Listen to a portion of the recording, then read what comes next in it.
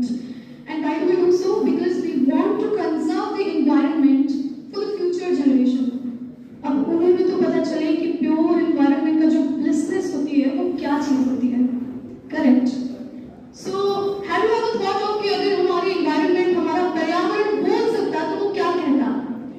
Well, I have a poem over here and I want to recite that. पर्यावरण भू संरक्षण पृथ्वी का अमूल्य उपहार.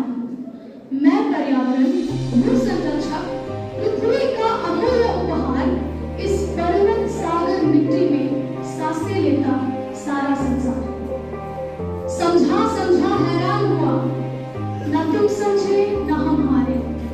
The environment is saying कि समझा समझा हैरान हुआ, न तुम समझे न हम हारे. मैं पर्यावरण इस धरती का, मानव अब थोड़ा रुक जाए. Okay, so in the next few lines, the environment is trying to tell us about the existence of it. वो हमें अपने अस्तित्व के बारे में बताती है और कहती है कि ठहरो, ठहरो, सुनो कि मैं तब से हूँ जब अस्तित्व नहीं तुम्हारा था. ठहरो, सुनो कि मैं तब से हूँ जब अस्तित्व नहीं तुम्हारा था. ये पृथ्वी, वायु, जल, अग्नि, सारा आकाश हमारा था. फिर